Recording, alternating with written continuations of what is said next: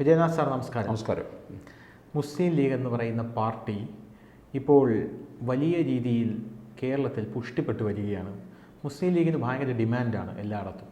അത് പറയാനായിട്ടുള്ള കാരണം LDF മുസ്ലിം ലീഗിനെ ഇങ്ങോട്ടേക്ക് തങ്ങളുടെ മുന്നണിയിലേക്ക് വരുത്താനായി ശ്രമിച്ചുകൊണ്ടിരിക്കുകയാണ്. കാരണം അടുത്ത തിരഞ്ഞെടുപ്പ് LDFനെ സംബന്ധിച്ച് ജീവൻ മരണ പോരാട്ടമാണ്.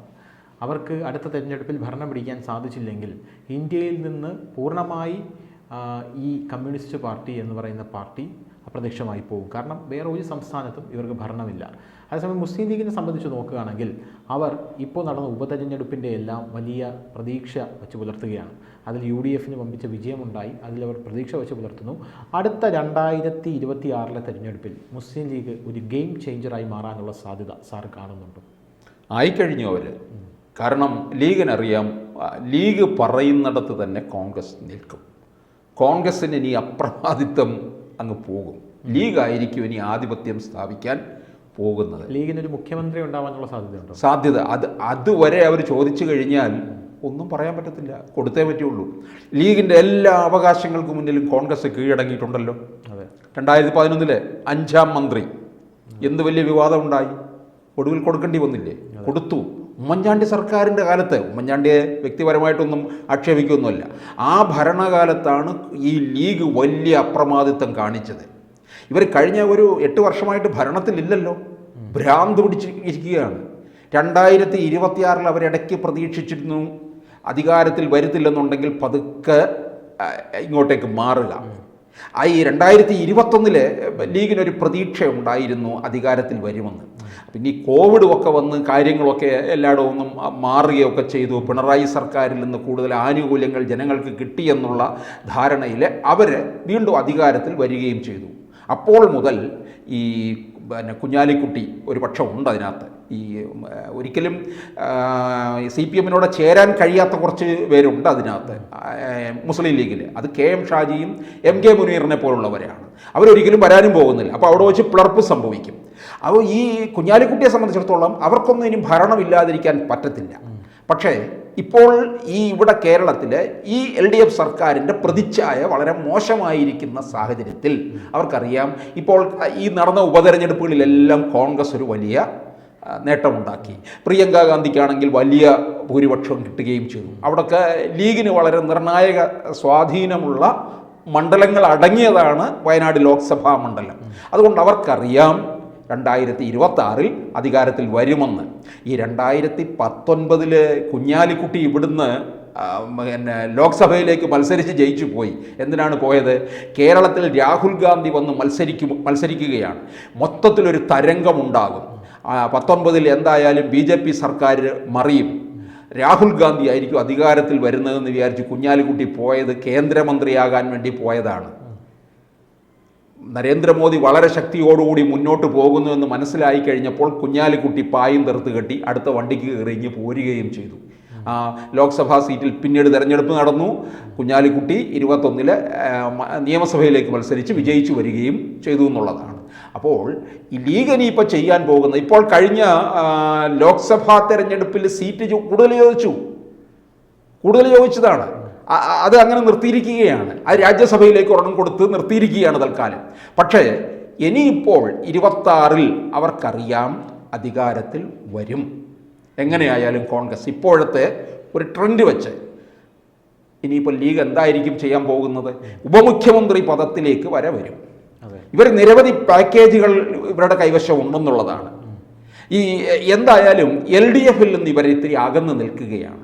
വയനാട്ടിൽ പോയി പിണറായി വിജയൻ പ്രസംഗിച്ചത് ജമാഅത്തെ ഇസ്ലാമി, വെൽഫെയർ പാർട്ടി എന്നീ തീവ്ര മതസംഘടനകളെ പോലെ തന്നെ, അല്ലെങ്കിൽ അവരെ വളർത്തുന്ന ഒന്നായി തീർന്നിരിക്കുകയാണ് മുസ്ലിം ലീഗ്.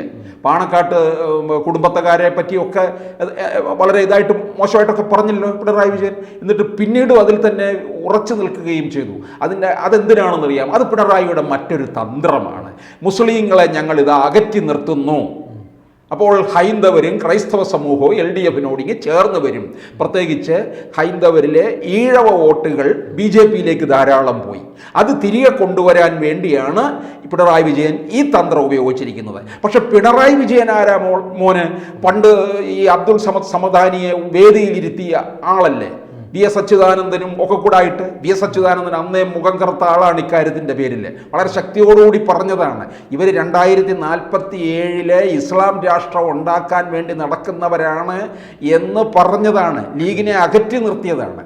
അങ്ങനെയുള്ള ഈ ഇടയ്ക്ക് 2021 പിണറായി വിജയൻ ഈ ലീഗിനെ കുറച്ച് ഒന്ന് പ്രീതിപ്പെടുത്തി കൊണ്ടുവരികയാണ്, പ്രത്യേകിച്ച് മരുമകനിലൂടെ. കാര്യം എന്തിനു വേണ്ടിയാണ്? വീണ്ടും CPMന് തന്നെ അധികാരത്തിൽ വരുന്നതിന് വേണ്ടി ന്യൂനപക്ഷത്തിൻ്റെ. അപ്പോഴാണ് ലോക്സഭയിലെ തെരഞ്ഞെടുപ്പിൽ ഈ പ്രത്യേകിച്ച് ഈഴവ വോട്ടുകൾ മുഴുവൻ അങ്ങ് പോയി. CPMൽ നല്ലൊരു പങ്ക് ഈഴവ വോട്ടുണ്ട്, അത് മുഴുവൻ അങ്ങ് BJPയിലേക്ക് പോയി. അതാണ് നമ്മൾ ആലപ്പുഴയിൽ കണ്ടത്. അതൊക്കെ പോയത് ശോഭാ സുരേന്ദ്രനാണ്. അപ്പോൾ പാർട്ടിക്ക് അത് ക്ഷീണം ഉണ്ടാക്കുകയും ചെയ്തു എന്നുള്ളതാണ്. അപ്പോൾ ലീഗിനെ പതുക്കെ ഇങ്ങനെ അകറ്റി നിർത്തിക്കൊണ്ടിരിക്കുകയാണ്. അതുകൊണ്ട് ലീഗ് ഇനിയിപ്പോൾ UDFിൽ തന്നെയാണ്. അവർ നിയമസഭയിലേക്ക് ഇപ്പോൾ 15 സീറ്റുണ്ട്.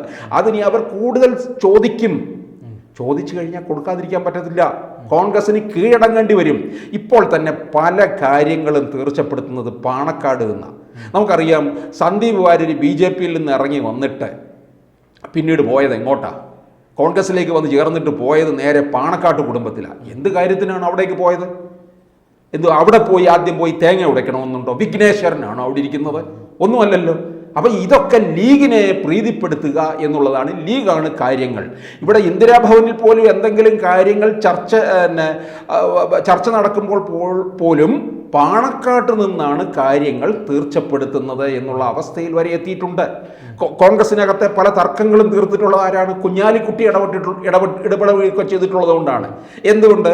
ഈ ലീഗിനകത്ത് ഒരു മതേതര സ്വഭാവമുള്ളവരൊക്കെ വളരെ കുറവാണ്. ഇപ്പോൾ ആര്യാടൻ മുഹമ്മദ്, അല്ലെങ്കിൽ പഴയ വിദ്യാഭ്യാസ വകുപ്പ് മന്ത്രി, കുറച്ചു കാലം മുഖ്യമന്ത്രിയായിട്ടിരുന്ന മുഹമ്മദ് കോയെ പോലുള്ളവരൊക്കെ ഉള്ളൂ. അല്ലാതെ ആരും ഒന്നുമില്ല. ഇവരൊക്കെ തീവ്ര സ്വഭാവത്തോടു കൂടിയവർ തന്നെയാണ്. അവരിനിയും പുതിയ ജില്ല വരെ ആവശ്യപ്പെടും മലപ്പുറം ഭാഗത്ത്. അത് നോക്കിക്കോ. ധനുഷ അന്ന് ഇതുപോലെ ഇരുന്ന് നമുക്ക് ചർച്ച ചെയ്യേണ്ടി വരും. അവരൊരു പുതിയ ജില്ല ചോദിക്കും, അത് കൊടുത്തിരിക്കുകയും ചെയ്യും. ഇത് കുറേ കാലത്തിന് മുമ്പ് ET മുഹമ്മദ് ബഷീർ ഇങ്ങനെ പറഞ്ഞുകൊണ്ടിരിക്കുന്നുണ്ട് ഒരു ജില്ലയുടെ ആവശ്യത്തെക്കുറിച്ച്. കാരണം ലീഗിൻ്റെ മുമ്പിൽ ഈ കോൺഗ്രസ് ഇല്ലാതാകും, UDFിനെ ലീഗ് വിഴുങ്ങും എന്നുള്ളതും ഉറപ്പാണ്. പിന്നെ അതിനകത്ത് കുറച്ച് ഈ ചെറിയ ചെറിയ പാർട്ടിക്കാരൊക്കെ ഉണ്ട്. അവർ ചിലപ്പോൾ സ്വയരക്ഷകനൊക്കെ ലീഗിനെ അനുസരിച്ച് അവിടെ നിൽക്കേണ്ടി വരും. അങ്ങനെ നിന്ന് കഴിയുമ്പോൾ ഒരു മന്ത്രിസ്ഥാനമെങ്കിലും ഒക്കെ കിട്ടും. അപ്പോൾ ലീഗായിരിക്കും ഇനിയിപ്പോൾ UDFിനെ നിയന്ത്രിക്കുന്നത് എന്ന ഒരു ഘട്ടത്തിൽ വരെ എത്തിയിട്ടുണ്ടെന്നുള്ളത്. പണ്ട് കോൺഗ്രസിൻ്റെ എവിടെയൊക്കെ എങ്ങോട്ടേക്കെങ്കിലും വന്നു കഴിഞ്ഞാൽ ഉടനെ പോകുന്നത് പെരുന്നയിലെ നമ്മുടെ പോപ്പിനെ കാണാനും കണിച്ചുകുളങ്ങരയിലെ തമ്പുരാനെ കാണാനും ഒക്കെ പോകും. ഇപ്പം അങ്ങോട്ടല്ലല്ലോ പോക്കത്രയും. ഇവ നേരെ പാണക്കാട്ടേക്ക് പോകുന്നു. അപ്പോൾ ഇവര് ലീഗിൻ്റെ അടുക്കൽ കൊണ്ട് എത്തിച്ചു എന്നുള്ളതാണ്. പാണക്കാട് കുടുംബത്തിൽ കൊണ്ടുവന്ന് കോൺഗ്രസിനെ കെട്ടിയിട്ടിരിക്കുകയാണ് ചെയ്യുന്നത്. ഇങ്ങനെ വരുമ്പോൾ സംഭവിക്കുന്നത് എന്തായിരിക്കും? ലീഗ് ഭരിക്കാൻ തുടങ്ങുമ്പോൾ കോൺഗ്രസിലെ പല പ്രധാനപ്പെട്ട നേതാക്കന്മാരും ഇറങ്ങും. മുഖ്യമന്ത്രി പദത്തിന് പോലും ഇനിയിപ്പോൾ അടിയുണ്ടാകും. ലീഗ് പറയുകയാണ് ഞങ്ങൾക്ക് തരണമെന്ന് പറഞ്ഞു കഴിഞ്ഞാൽ കൊടുത്തേ പറ്റുള്ളൂ ചിലപ്പം. അപ്പോൾ ലീഗിന് മുഖ്യമന്ത്രി പദത്തിലേക്കും വരെ നോട്ടമുണ്ടെന്നുള്ളതാണ്. കോൺഗ്രസ് നേതാക്കളിൽ പല പ്രമുഖന്മാരും ചെന്നിത്തലയും K മുരളീധരനും ഒക്കെ എങ്ങോട്ടേക്ക് പോകേണ്ടി വരും? BJPയിലേക്ക് പോകേണ്ടി വരികയും ചെയ്യും. VD സതീശൻ മുഖ്യമന്ത്രിയാകാൻ പോകുന്നില്ല. സതീശൻ ഇവിടെ ധനകാര്യ വകുപ്പായിരിക്കും കൊടുക്കാൻ പോകുന്നത്. KC വേണുഗോപാലിന് മുഖ്യമന്ത്രി പദത്തിലേക്ക് കെട്ടിയിറക്കും. അവിടെ വന്നു കഴിഞ്ഞാലും ലീഗിന് നിർണായക സ്ഥാനമുണ്ടാവും. കൂടുതൽ ഈ 5ാം മന്ത്രി കൊണ്ടൊന്നും ഒതുങ്ങത്തില്ല. അവരതിലും കൂടുതൽ ആവശ്യപ്പെടും. ബോർഡ് സ്ഥാപനങ്ങളിലെ ചെയർമാൻ പദവിയിലേക്ക് അവർ കൂടുതൽ ആവശ്യപ്പെടും. അങ്ങനെ എവിടെയെല്ലാം ഇടം നേടാമോ അതെല്ലാം ഉണ്ടാകും. ഈ ഹയർ സെക്കൻഡറി ഒക്കെ അനുവദിച്ച കാലത്ത് എന്തായിരുന്നു? മലപ്പുറത്തൊക്കെ അങ്ങ് അനുവദിച്ചു കൊടുക്കുകയല്ലായിരുന്നു ചെയ്തിട്ടുള്ളത്. അങ്ങനെ ഏതിടത്തും ലീഗിൻ്റെ വളർച്ചയായിരിക്കും ഉണ്ടാകാൻ പോകുന്നത്. ഭാവി മുഖ്യമന്ത്രിയെ തീർച്ചപ്പെടുത്തുന്നത് എല്ലാം പാണക്കാട്ട് കുടുംബത്തിൽ നിന്നായിരിക്കും എന്നുള്ളതാണ്.